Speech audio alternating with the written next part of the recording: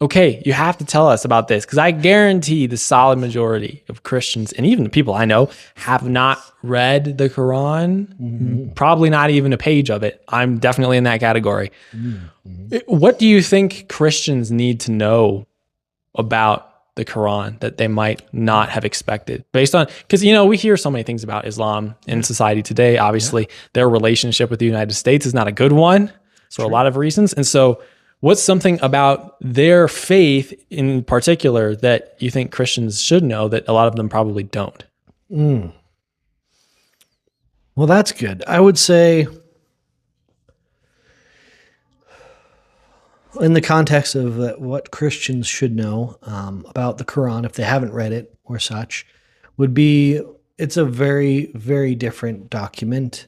If you just took a snapshot of a 7th century, to put it lightly, caravan robber, and thrust that into what a man-made religion would look like, that's what you end up with is Islam. So they would view the Quran as the speech of Allah and dictated to Muhammad. And long story short, they don't believe in preservation like a Christian would, that there's still some Paul in the choice of words and other things being utilized, albeit theanustas, or God breathed. They would believe in like a dictated, top down, every single word, every single jot, every single period or whatever was preserved. And there's nothing more easily demonstrable than that is not true. So, I mean, if it wasn't for Surah 4, 157, I believe, there wouldn't be any indication that Jesus did not rise from the dead. There's many other passages in the actual Quran itself that specify the day that you die, or I cause you to die, and I raise you again. So I think we ought to utilize their tendencies to try to appeal to us to witness back to them. Kind of like Romans chapter 11 says, basically, that for the sake of the gospel, the Jews are kind of our enemies, right? We're trying to win them. And the same thing, I think, ought to be a mentality behind winning a lot of Muslims. I think they make wonderful Christians. I think that they're not worried about life or limb or other things that a lot of us seem entirely too enthralled with. They just want to serve what they understand is God well. And I think that can be a tremendous, tremendous boon for the faith. So maybe if you can slug through it, I'd read a little bit of it, but be grounded in the Bible first, and then you'll notice the counterfeit for sure. Yeah, for sure. It's kind of like Mormonism in some sense, right? With the rogue runaway prophet in some sense. And so Nick and I, my buddy, he was on an episode of the pod that dropped a little while ago. He and I actually got the opportunity to discuss Mormonism with some Mormon missionaries who are about our age, actually a little bit younger.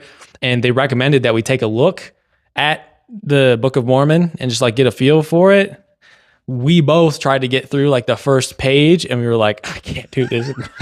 The spirit within me is like, I cannot get beyond the rest of what I've already seen here in the first page or so. So, amen. I mean, God bless you. Labor if you want of love. Yeah, indeed it is, man. Indeed it is. This is the Christian struggle in the world today. And so it's probably something similar with, Islam and Muhammad. I've had some interactions online with some Muslims, super friendly, the ones that I've interacted with. And so, like you kind of said, they're super devout. They're not as prone to quote unquote worldliness as even a lot of modern day Christians are.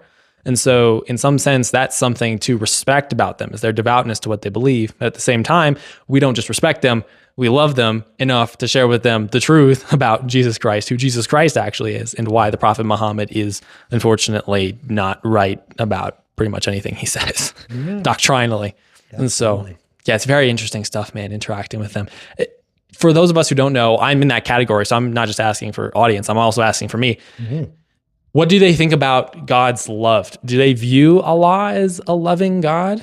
Or do they kind of just view him as this very strict, law-based being who demands obedience, otherwise punishment. The latter, yeah, without equivocation, yeah.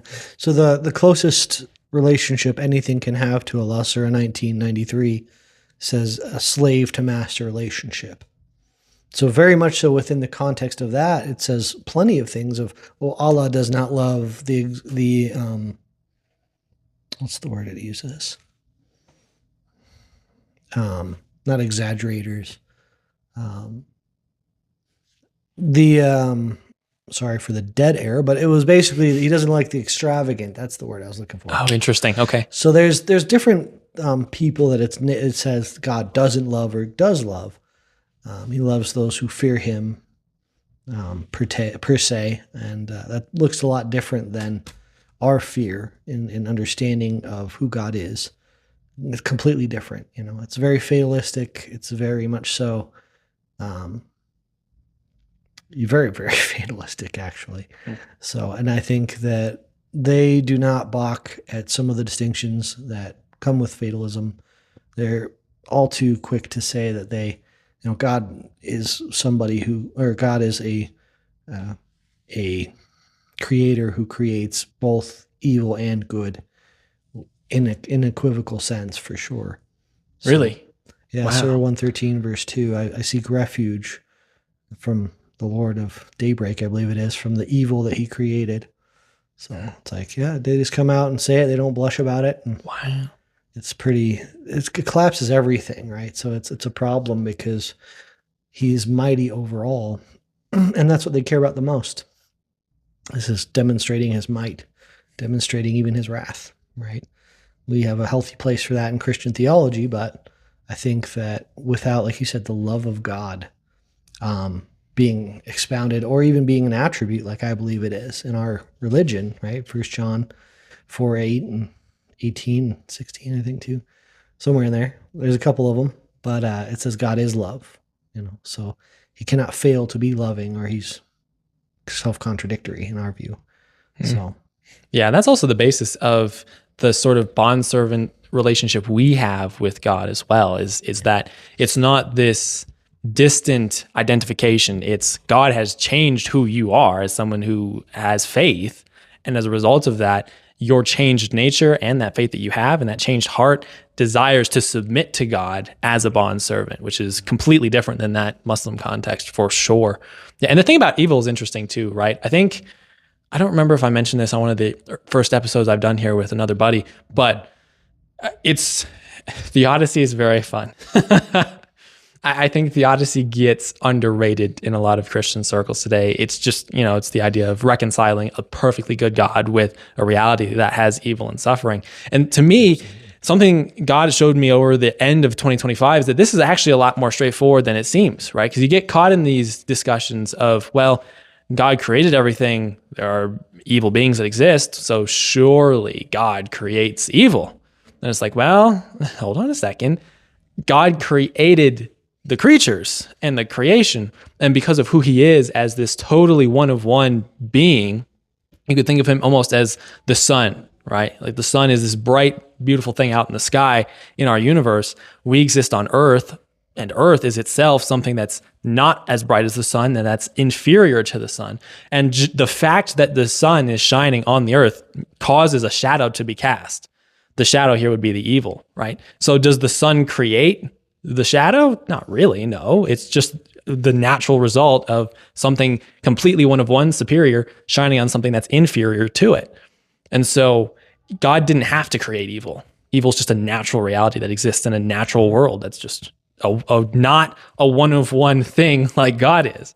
Right. And so that's where you really start to see how some of these religions that emphasize a lot more of a sovereign God like Islam start to fall apart and aren't really the true sovereign God of the universe. So that stuff is super interesting to me. It's interesting that that's something you noted in your reading through of the Quran too. Yeah. Super interesting stuff. He guides who he wants and he leads astray who he wants. It's interesting.